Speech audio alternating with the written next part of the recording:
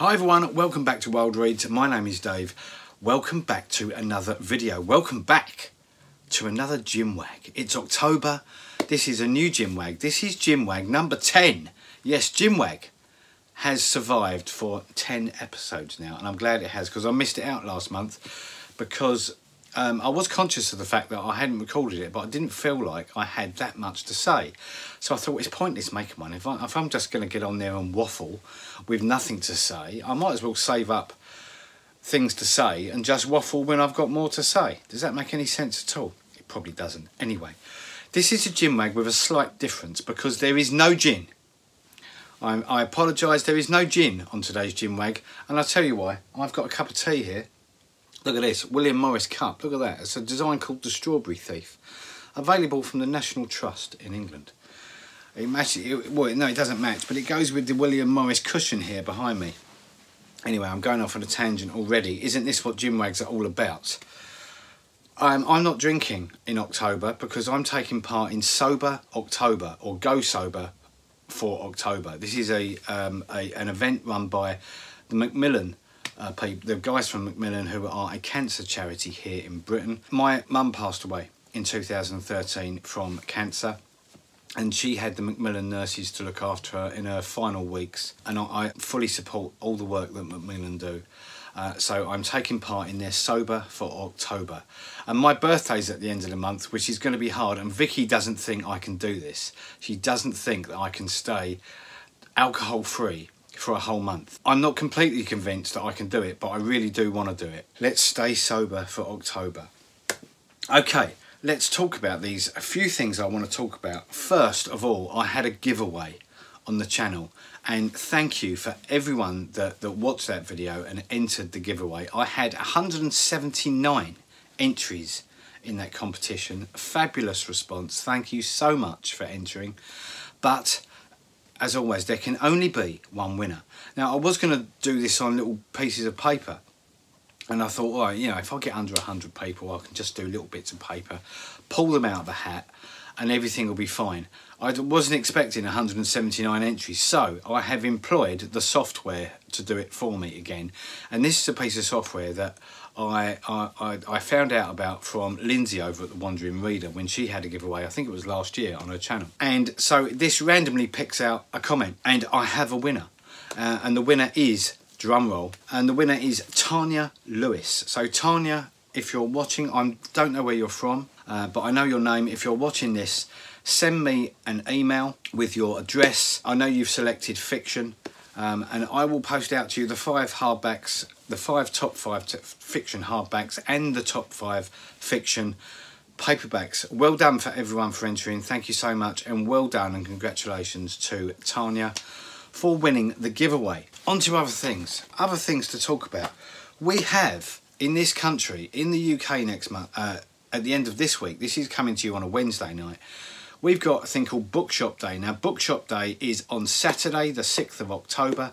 I shall be supporting it, but Saturday in the UK is Bookshop Day. It is run by the people from an organisation called Books Are My Bag, and there's usually a Books Are My Bag bag. This is my original Books Are My Bag from other events gone by, and they're just tote book bags. So and I do like this one. I do like using this one. I've got a t-shirt with this on as well, you may have seen on the socials. This year, however, there are limited edition bags, and first of all we've got this one, and these are available to buy in the UK from your local independent bookshop on Saturday, which is Bookshop Day. So we've got this one, and this is designed by Peter Blake. So we've got that on one side, and then Books in My Bag here, and there's also a very special limited edition La Belle Sauvage, the Philip Pullman, The Book of Dust. So this is a lovely navy blue tote bag with the Books in My Bag logo there. So that's the limited. I think they're both limited edition actually, but they are available from your local independent bookshop on Saturday. I don't think Waterstones are taking part in this because they're not an independent bookshop. Which brings me on to my next subject. So, sorry, backtracking slightly. I'm starting to dry up. Let's have a slurp. Didn't slurp that, did I? Was that quiet? It's so unattractive, slurping tea. Where were we? Yes, Bookshop Day. So if you're in the UK on Saturday and you've got a little bit of spare cash, a little bit of disposable income, then please pop along to your independent bookshop and support them by buying a book. Independent bookshops in this country are something it's so close to my heart. It's such an area that I want to get involved with the campaign more heavily. I want to get this channel involved more. I'm so passionate about supporting independent bookshops and their fight, because it is really truly it is a fight against Amazon. And look, I'm not going to turn this into a preach about why you should not buy from Amazon. I understand it. I've bought from Amazon in the past. I understand the attraction. It's quick. You haven't got to get in your car. You haven't got to get on a bus. You haven't got to go anywhere. You can just click on the computer. The books are cheap. I get it. I understand it. But we really do have to keep using our independent bookshops, because if we don't use them, then we will really lose them. Because book selling is a business, and it's a very competitive business as well, which leads me on to my next thing. You may have seen in the news and on the news wires that Waterstones have bought Foyles. Now Foyles is a company here in the UK that's very old. I think they're over 100 years old, 115 I think years old, and it's a family book selling business. They've got a beautiful flagship store in London that's got that very famous entrance that "Welcome book lovers, you are among friends," which always makes me smile when I go in, because you do truly. I love the way Foyles, as booksellers, I love the way they go about their business, because their shops do feel very different from Waterstones, which is our other only surviving book chain in this country now. There used to be so many. Another personal favourite of mine from years back was Ottakers. I used to love Ottakers. Their Tunbridge Wells branch was superb. Anyway, but yeah, so Waterstones have bought Foyles. Now, I didn't used to like Waterstones, but in recent years, I think they've done a really, really good job, since they've got rid of the silliness of the 3 for 2, which they used as a loss leader, and no one won. No one gained anything from that. Everyone lost money on that kind of deal. And when James Daunt come in and took over Waterstones, or took over running Waterstones, James Daunt is the MD of Waterstones, and also the owner of Daunt's Books, which has got this fabulous Edwardian bookshop in London. So he's still got his own bookshop as well. I think he's got 2 or 3. Anyway, Foyles has always felt very different in the way they go about it. It just seems more personalised. It feels like an independent bookshop, but they are independent, but on a scale, on a big scale. So when the news came out that Waterstones had bought Foyles, I didn't know what I felt about it. At first, I didn't like it. But then the more I thought about it, and the more I learned about the reasons behind why it had to happen, I sort of came round to the idea. Now, the bare facts are that Foyles was losing tens of thousands of pounds a year, and as a business, if you take away the sentimentality of book selling, and there is a lot of sentimentality attached to book selling, if you take that away, you're left with a business, and a business just has to make money to survive. And Foyles wasn't making money, which is why Waterstones have come in and bought them.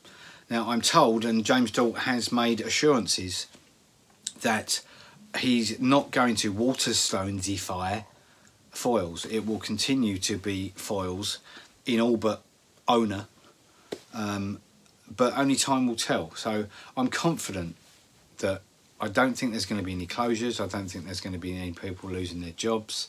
Well, I hope not. But we shall see. Time will tell. I feel confident because they also bought, some years ago, Waterstones bought Hatchard's in Piccadilly, which is London's oldest bookshop. It's been there for a long, long time. I was in there with Stephen Fry once, but that's another story. And while I was in there, I was standing next to Michael Caine, just book browsing. But that's another story. I'll get round to that one day. But yeah, so they bought Hatchard's, which is right next door to one of their flagship stores in Piccadilly. Waterstones this is, and they haven't Hatchards has remained Hatchards. It's kept its quirkiness, which is good, which gives me confidence that they're not going to turn Foyles into a Waterstones, which is good, but only time will tell, so we shall see. And if I hear any updates, I shall get back to you in future Ginwags. Right, where's my pad? Okay, I may have mentioned my it's my birthday end of the month. I'm going to be 46 years old, which 20 years ago would seem ancient, but I only feel about 20. So I don't suppose it's old anymore, is it? You're all nodding, you're all going, Dave, that's really old actually, 46, that's really old. You shouldn't be on YouTube anymore. This is a young person's game. Well, no, it isn't. Look at Peg, look at Steve Donahue. I'm only probably the third oldest booktuber. It's Brian from Brian's Bookshelves. I think he's younger than me. He's greyer than me, but I think he's younger than me. I'm going to be going on a birthday book buying blowout bonanza. All the bees. So I might even vlog it. I might go up London for a day and take you around London's great bookshops and do a birthday book buying vlog. But we'll see how the time goes, and we'll see how confident I'm feeling blogging in busy central London. It should be fine. What else? Oh yes, the 6 book series. Now, for those of you that watch my 6 books to look out for next month series, I was wondering if people would like me to expand that, because mainly I keep it to literary fiction, new hardback literary fiction releases. I have done specials in the past. I've done a crime and thriller one, I've done a paperback version. I don't think I've done a non-fiction version before. But would you be interested in seeing an expanded 6 books, so where I could do new hardback fiction, maybe a roundup of the best new paperback releases for that month, although some of those books I would have covered in previous 6 books to look out for videos, maybe a crime and thriller, maybe non-fiction. So if you'd like to see those, and I know that that series has got quite a following now, then please let me know in the comments, same place as usual down below, and I shall consider sort of expanding that, because I love doing those videos. They take ages to do because I have to put all the covers on and then do the links, and then but I really enjoy picking out those books from what's coming out in the month ahead. So if you'd like to see it expanded, then please let me know. What else have we got here? The Baillie Gifford shortlist came out tonight. I shall link it in the show notes down below. The Baillie Gifford Prize, I made a video on last year, and it's a shortlist of books, non-fiction only, but they pick the most spectacular books. There was last year's shortlist was superb. This year's shortlist looks absolutely brilliant. I've done no research in it. I just saw it on my lunch break today, so I can't come to you with any hard and fast news, but do look it up and look them up on Twitter as well, because there are some real gems in there to read. But I may do a video on this year's shortlist maybe next week. Okay, and the last thing I want to mention, I think this is the last thing I want to mention, is the blog, my blog, the Wilde Reads blog. This is something that I've been mentioning on and off, excuse me. This is something I've been mentioning on and off for absolutely months, and I was going to do it back in the spring, but at the time I was trialling 3 videos a week and I didn't think it would work doing a blog. But I've sort of fallen in love with a lot of blogs this year. There's Paul Cheney's Half Man Half Book that I absolutely love. There's Amanda over at Bookish Chat that I really love. My friend Vanessa in Toronto, she's got a brilliant blog, Super Veebs. I really love bloggers, and it will give me the opportunity, I think, to talk about and really get to the nitty-gritty of some books that I can't necessarily get over in a video. So I am thinking about doing the blog again, and if it happens, I think I'd like it to happen this month, and maybe launch it on my birthday at the end of the month. I don't know, but I hope when I do launch it, I hope that some of you will take the time to go and read it. I can't promise anything in terms of the quality of journalism. It will be very personal. I know this channel's personal to me as well, but the blog will be very personal, and it may go off topic at times. But I was going to do the blog before I did the BookTube channel, so I've just done things the other way round. Anyway, that is it. That is all I have got for you for this Ginwag. Thank you so much for watching. Thank you for entering the giveaway. It was absolutely overwhelming, the response, as I said earlier. I won't leave it a year before I do the next one. Perhaps we'll do another giveaway in the new year. I can't promise it will be as generous. We'll have to see how the funds go. So that's it. I will be back on Sunday for another BookTube video. Until then, whatever you're doing this week, you make sure you enjoy your books. And I'll see you back here on Sunday for another BookTube video. Until then, take care. Bye-bye.